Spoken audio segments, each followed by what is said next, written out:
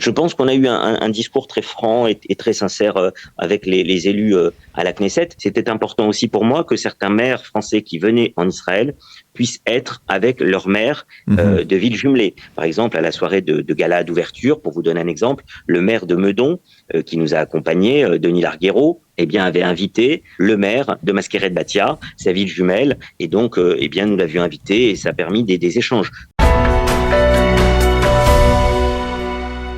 Nous avons le plaisir d'être à nouveau en ligne avec Eli Korchia. Maître Eli Korchia, bonjour, Boker Tov.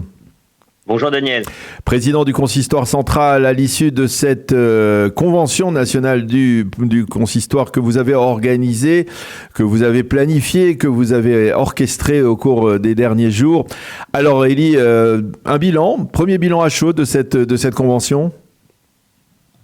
Très sincèrement, beaucoup d'images qui sont en tête de chacune et de chacun, je crois, d'après tout ce qui m'a été dit ce matin lorsque je les ai croisés et hier soir, bien évidemment, pour la soirée de clôture que nous avons organisée.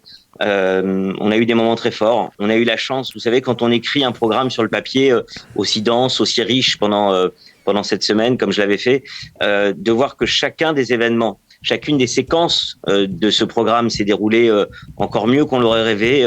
C'est une chance qu'on a eue et donc voilà, c'est un petit peu ce qui ressort de ces quelques jours et ce qui a été symbolisé que ce soit par les journées qu'on a eues à Jérusalem. On en parlera, Daniel, si vous voulez, bien sûr. Voilà. Et puis ces journées à Tel Aviv et autour de Tel Aviv, on a eu des moments à la fois parfois très solennels, très bouleversants, et en même temps des moments de joie, des visites culturelles. Enfin, ça a été des moments très très forts qu'on a vécu tous ensemble. Alors, 170 dirigeants communautaires, accompagnés par une cinquantaine d'élus politiques venant de toute la France. Et je peux vous dire que tous hier soir ont fini dans la joie cette soirée de clôture. Alors, les moments forts de cette semaine, on va dire israélienne du consistoire central, c'était? Je vais commencer par 3 moments forts à Jérusalem.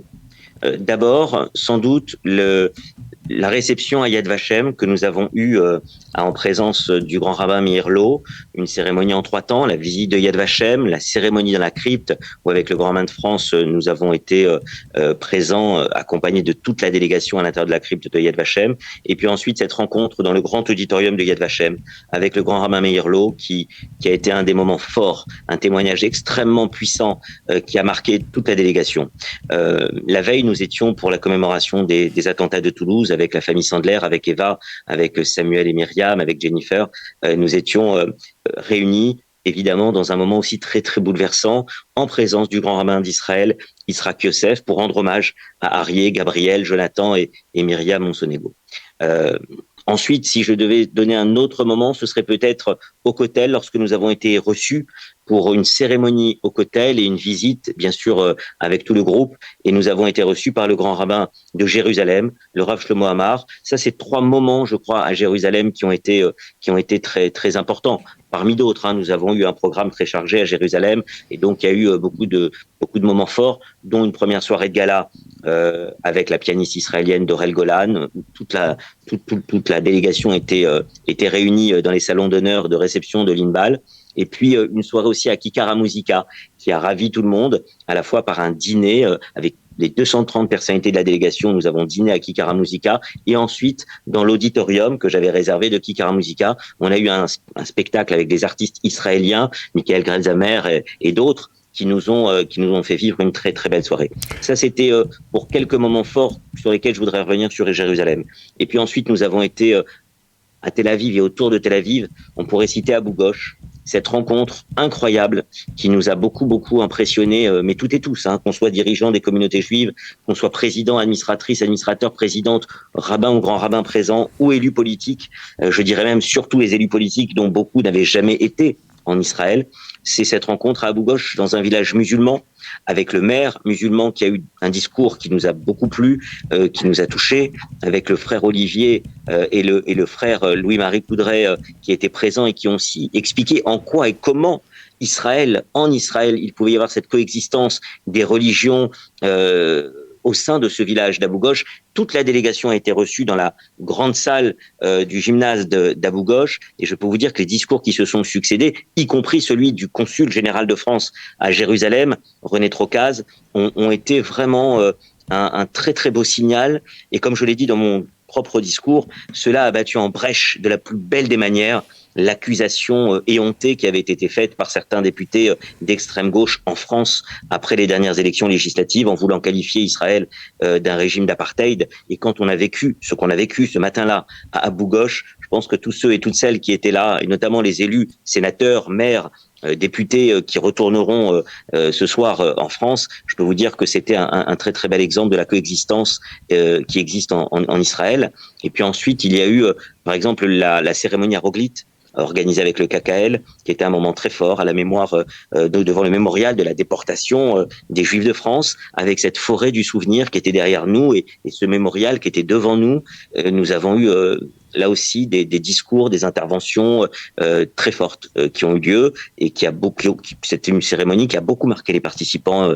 Ils m'en ont parlé encore hier soir. On a visité le site archéologique de Beth Gouvrine, vous savez, avec ces grottes qui remontent à l'époque romaine, à l'époque antique, et c'est vrai que ça change. C'est une destination qui était un petit peu moins connue. On a souvent été à Césarée, par exemple. Beth Gouvrine, tout le monde ne connaissait pas, et je peux vous dire que cet après-midi, lorsque nous avons été à Beth Gouvrine, a été un moment aussi particulièrement intéressant. Et puis les spectacles, les 2 dernières soirées, d'abord avoir privatisé une salle du théâtre Abima, le théâtre national de Tel Aviv, où après un cocktail que nous avons organisé à l'intérieur d'une salle privatisée à Abima avec toute la délégation, nous étions les 230 pour une soirée privée.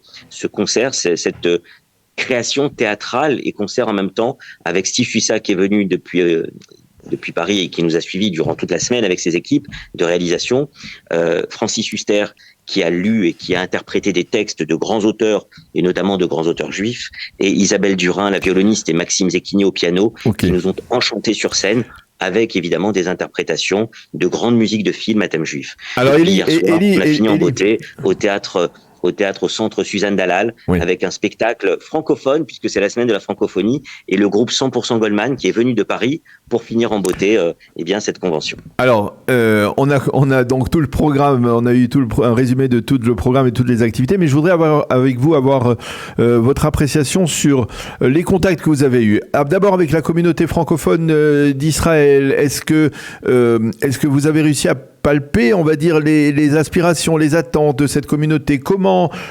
consolider les liens entre les communautés juives de France et la communauté francophone d'Israël, et puis aussi, par extrapolation, les Israéliens eux-mêmes, les élus israéliens de la Knesset, mais aussi peut-être certainement les Israéliens que vous avez rencontrés durant ce séjour?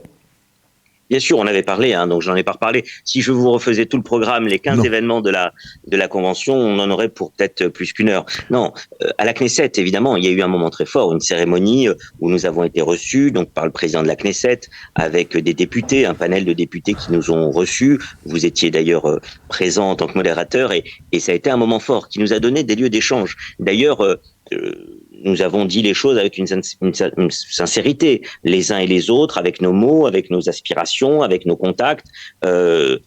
Je pense qu'on a eu un discours très franc et très sincère avec les élus à la Knesset, tout comme d'ailleurs hier midi, lorsque j'ai fait la réception chez l'ambassadeur de France en Israël. Il y avait par exemple des responsables francophones qui habitent en Israël que nous avons invités dans les jardins de la résidence où nous avons fait une réception, et en même temps des prises de parole, dont une prise de parole, je tiens à le dire, Daniel, ici, exceptionnelle. Presque une mini-conférence dans sa prise de parole de notre ambassadeur Éric Danon sur la situation géopolitique dans le monde, mais aussi dans les rapports entre la France et Israël. On est en période de réserve électorale sur cette circonscription des Français de l'étranger, donc il a quand même gardé une certaine neutralité dans certains de ses propos. Mais je peux vous dire que l'analyse géopolitique et les relations entre la France et Israël étaient très intéressantes, et dans cette réception, j'avais tenu à ce qu'il y ait des responsables francophones qui sont en Israël et qui ont participé, que nous avons invités pour qu'ils participent.